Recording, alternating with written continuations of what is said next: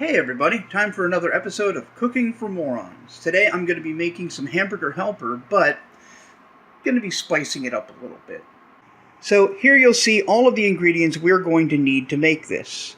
We've got hamburger helper beef noodle. It's not actually brand name hamburger helper, but it's the same shit from Sobeys. Compliments. It's cheap. We're going to be using this penne to make more of it because this is going to feed me and my roommate, probably for more than one meal. We've got the titular hamburger, which will be helped.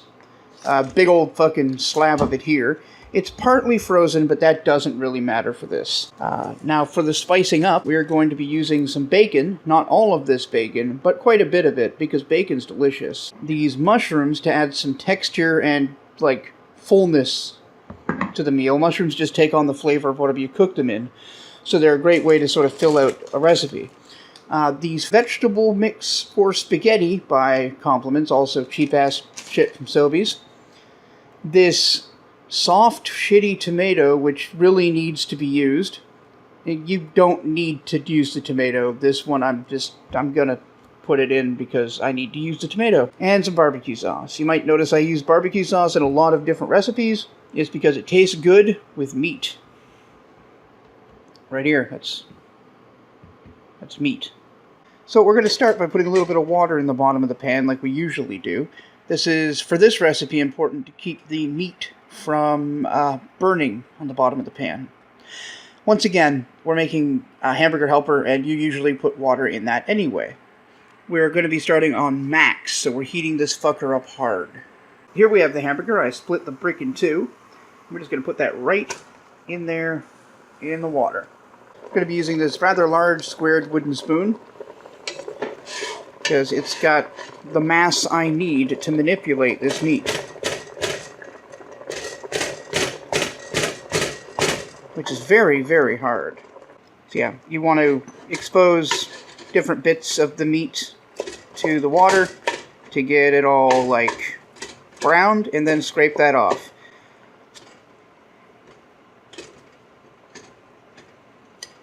This is really hard to do through a camera. Okay, now we're going to chop up this tomato. I have covered the pot and turned the heat down to 5, so now that the meat's all broken up. Do not leave your pot alone, not watching it when it's on high. That's just dangerous. You're asking for something to burn, stick to the pot, all that shit. I didn't cover that because I needed all of my attention and couldn't be holding a phone. But it's pretty straightforward. Just keep doing what I was telling you about doing, and you'll be fine. So yeah, once that's finished, you cover it, turn it down to 5. That's where I've got it. So before we do the tomato, we're going to remove this green bit from the middle, since that's not strictly edible. I mean, it's strictly edible, but it's not preferably edible. And we're going to go about cutting tomato. So for tomato, you want a flat, sharp blade. I'm actually using this small butcher style knife, cleavery butcher knife. Probably not perfect, but it is sharp and flat. And you want a saw to get through tomato. Once again, this is not strictly necessary for the recipe. I'm including it in this because I need content.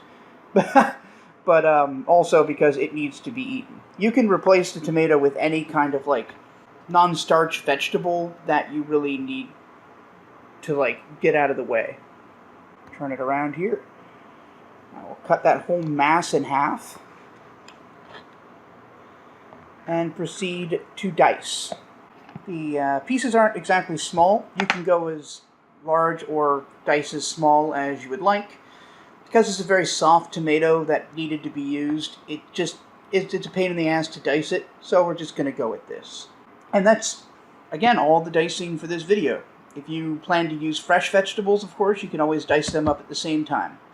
But for us, still with the heat on medium, we are taking the lid off. Let me just make sure everything is nice and stirred up here.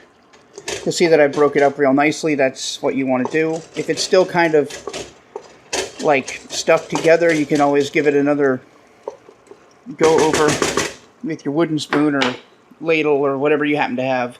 I happen to have some decent equipment. I understand that you might not. And that's fine. So because, again, we're using water in this recipe anyway, we're going to put in the mushrooms from the can. If you have fresh mushrooms, feel free to use them. We're not taking the water out because it doesn't matter for this recipe. Now for tomatoes. And lastly, our frozen veggies.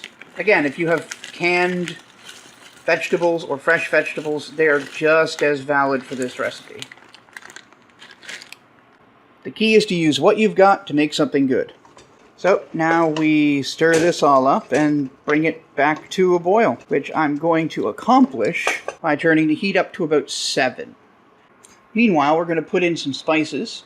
This is going to already be pretty salty because we're using the bouillon that's included in Hamburger Helper. So we're going to put a little bit of pepper in, just a dash of seasoning salt. Again, already going to be pretty salty, so you don't need much.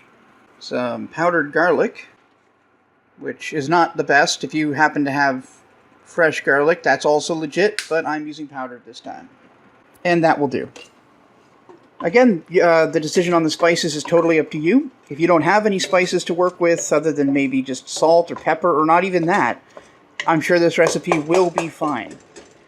I'm just using what I happen to have available. If you don't, there's no reason to feel like you can't make this meal.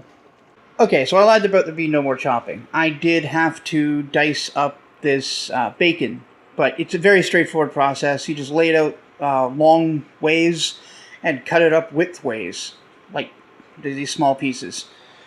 And then into the food. Further pro tip, god damn it. Further pro tip, always do your vegetables first before you chop up your meat because of possible cross-contamination.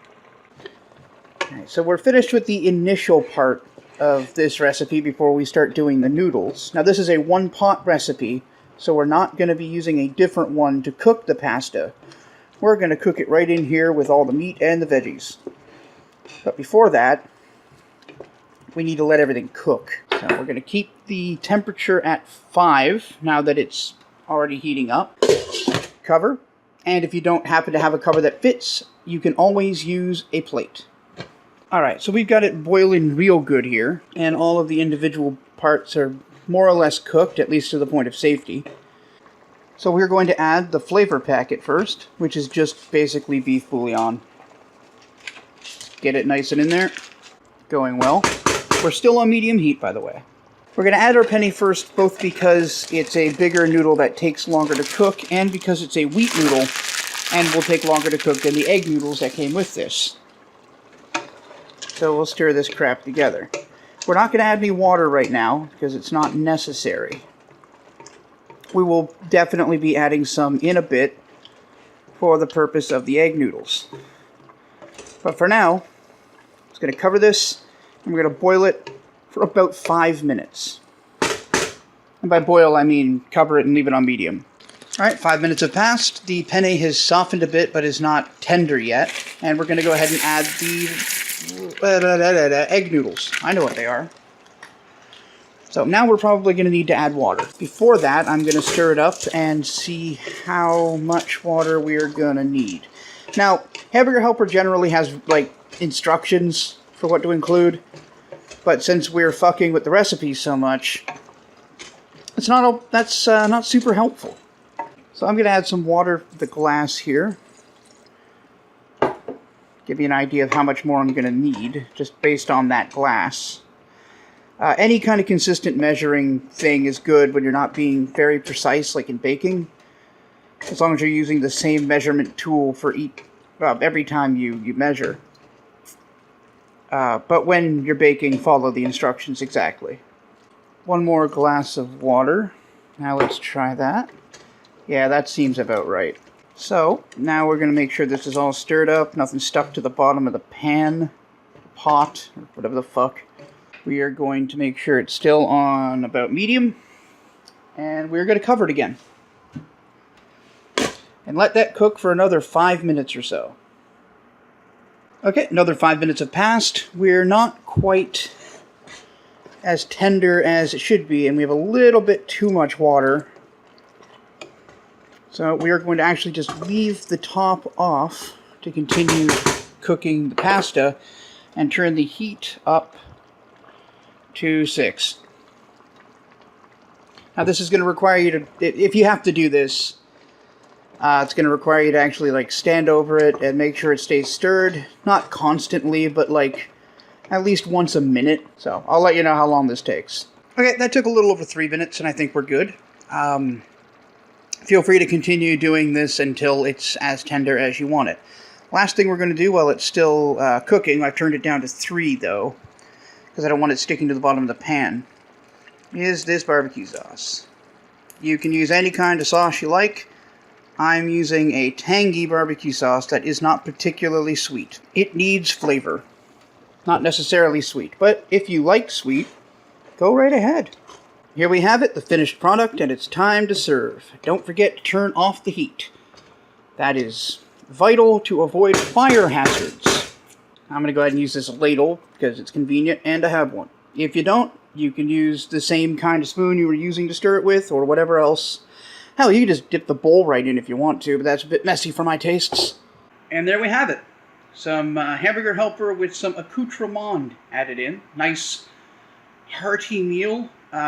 If you're just one person, this is like 3 or 4 or 5 solid meals. If you're 2 people, like my roommate and I, this is probably going to be a meal and a half, 2 meals.